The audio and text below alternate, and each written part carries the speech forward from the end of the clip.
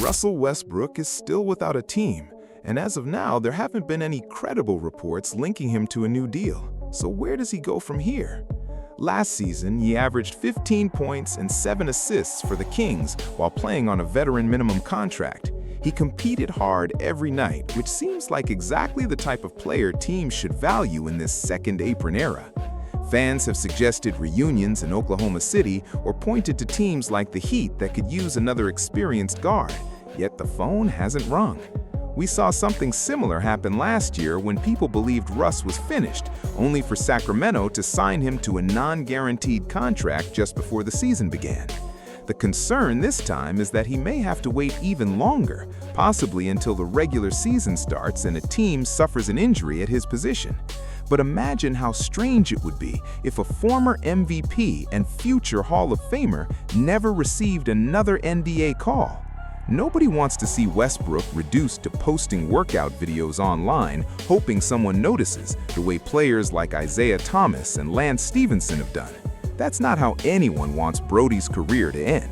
At this point, his realistic options are simple: wait for an NBA opportunity, retire on his own terms, or head overseas. Reports have linked him to clubs like Panathinaikos in Greece, Hapoel Tel Aviv, and Dubai, BC. It almost feels similar to Cristiano Ronaldo finishing his career abroad for a massive payday. If the offer's right, maybe Russ goes overseas and dominates in a league where he can still thrive. But the reason NBA teams seem hesitant isn't simply because of his skill set. Many believe it traces back to what happened during his time in Denver. Westbrook actually started that season playing solid basketball alongside Nikola Jokic.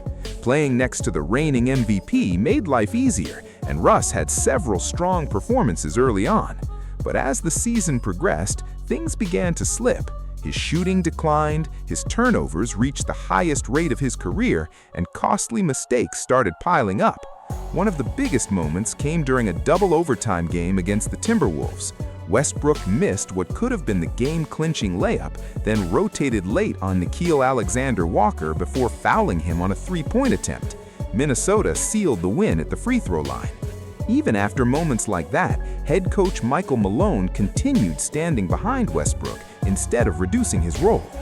According to The Athletic, Malone's decision to keep supporting Westbrook despite frustrations both on and off the floor caused some of Denver's core players to lose confidence in his leadership.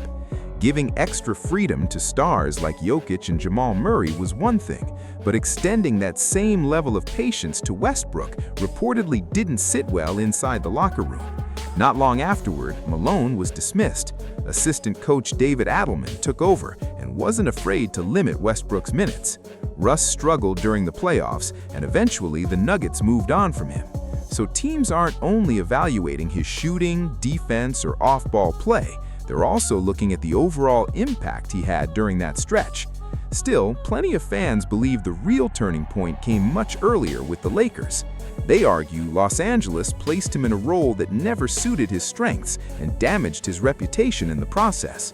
When Westbrook arrived in LA, he was still playing at a high level, but for the first time in his career, he was asked to come off the bench, and many feel he was never viewed the same afterward. So was he unfairly made the scapegoat, or is that simply the narrative? Reports suggest the answer isn't entirely one-sided. LeBron James may not say much publicly, but after the Lakers' first-round exit following their championship season, he reportedly began recruiting other stars almost immediately. Among the first names connected to those conversations were Bradley Beal and Damian Lillard. The problem was that the Lakers simply didn't have enough assets to make those moves happen. The third name on his list was DeMar DeRozan. In fact, after DeRozan sat down with LeBron, he reportedly left convinced he was joining the Lakers, but Pelinka just couldn't put that trade together. So Russell Westbrook ended up much further down the list than people realized. When Pelinka finally spoke with him, Westbrook's message was simple: winning was all that mattered to him, and he was ready to give up whatever role was needed to make it work.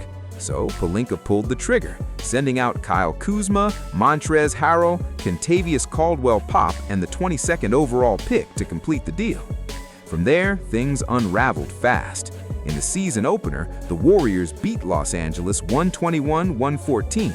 LeBron and Anthony Davis both scored 30-plus points, while Westbrook managed just 8 points.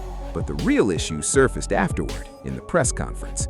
Westbrook showed up looking devastated, like he'd lost something after a single regular season loss. The coaching staff kept experimenting, trying to carve out a workable role for him, and nothing stuck. He started jacking up bad shots, attacking into traffic against the whole defense, and turning the ball over constantly. A complete contradiction of the sacrifice he'd promised to make. One assistant coach later admitted that after nearly every game, they'd remind him of the exact same issue, and he'd walk right back onto the court the next night and repeat it. By mid-January, head coach Vogel had seen enough. Against Indiana, the scouting report was straightforward: attack Westbrook defensively and get Caris LeVert going to his left. It worked. In the fourth quarter, Westbrook lost track of his assignment, LeVert connected, and the Pacers pushed the lead to 6. With 3:52 remaining, Vogel pulled him from the game, even though Westbrook was shooting 5 for 7. So who did he point to as the problem? The coaching staff. He told reporters his role kept shifting constantly. Spot-up shooter one game, primary ball handler the next, and he couldn't be blamed for trying to adjust on the fly. Things only got worse from there. He shot 2 for 14 in a game against Sacramento, with the crowd playing Ice Ice Baby every time he clanked, and fans chanting Westbrick from the stands. Watching a former league MVP turn into a punchline was genuinely hard to watch, and the fans arguing he was treated unfairly aren't wrong about that part. Behind the scenes, reports suggested LeBron was saying one thing publicly and something entirely different in private. The whole situation turned toxic, and when the dust settled, it was Vogel who paid the price, fired at season end. Now compare that to Denver. Vogel benched Westbrook, lost the locker room, and lost his job. Malone kept playing Westbrook, lost the locker room, and lost his job. If you're running a front office, the takeaway is brutal. There's no winning move with this guy. Sure, the production is real, but the disruption that comes with it is real too. He had a perfectly solid season in Sacramento, yet the Kings still didn't rush to re-sign him. Something deeper is clearly driving these decisions. So ask yourself honestly, would you rather take on a 38-year-old who gives you 15 points and 7 assists but creates constant tension for your coaching staff, or hand that roster spot to a 23-year-old with real long-term upside who won't cost anyone their job? For most teams, that's not even a close decision, and that's the real explanation for why the phone hasn't rung. Part of the goal here is helping people actually understand why that is.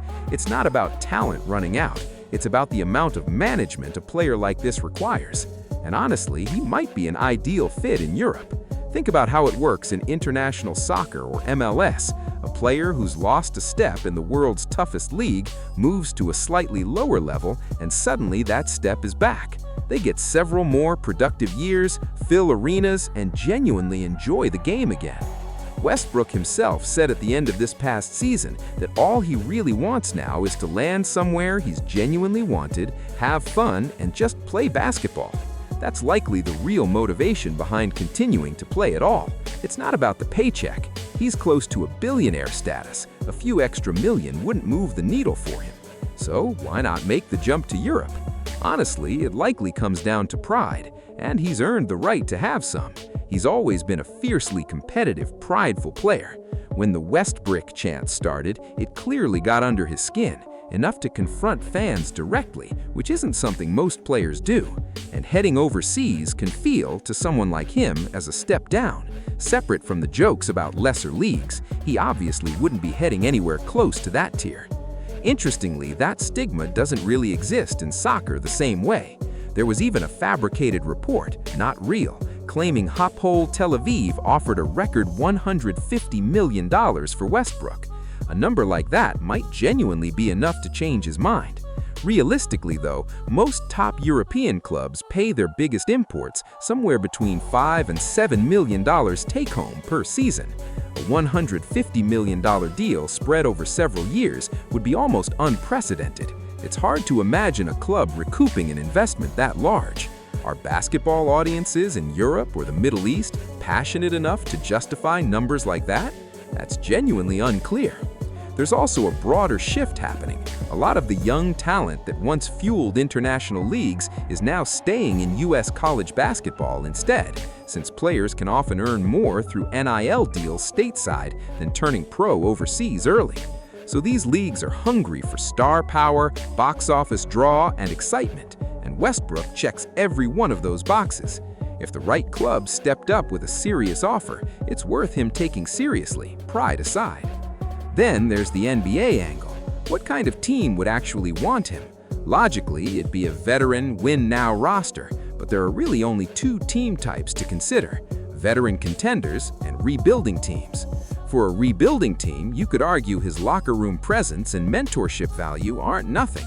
Westbrook's always had a reputation as a strong veteran presence for younger players.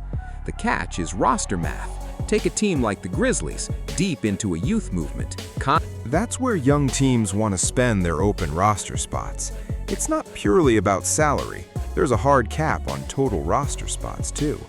Giving one to Westbrook means not giving it to a young prospect who could become the next breakout find. For a team like that, the opportunity cost outweighs whatever a bargain salary saves them. Meanwhile, a team like the Pelicans, trying to win now, doesn't really benefit from adding him either. And the genuine contenders, Miami, Golden State, Houston, simply can't trust him with real playoff minutes. Houston's a case where he could theoretically back up Fred VanVleet as a distributor, but he still can't be relied on in a playoff series. Miami linking up with him would be an especially poor fit. No outside shooting, and pairing him with a non-shooting front court would crush the spacing entirely. It's genuinely surprising that rumor gained any traction. Once a team can't trust you in the postseason, that's a real problem. You can bench him situationally, sit him in crunch time, but pulling a former All-NBA guard entirely out of a playoff rotation risks real locker room fallout. So it's understandable that contenders are keeping their distance. The underlying message is that he simply requires too much management. Even on an actual title contender like Denver, a coach ultimately lost his job, and Westbrook was part of that story. Not the whole reason, but a real factor. At 38, most front offices are deciding that risk isn't worth taking anymore, and rebuilding teams don't want him either, since player development is their entire focus right now. So realistically, it comes down to two outcomes: either retirement, following something like Chris Paul's path, insisting he left on his own terms, even after quietly searching for one more roster spot before ultimately deciding to walk away, or a move overseas, which honestly would be genuinely fascinating to watch play out.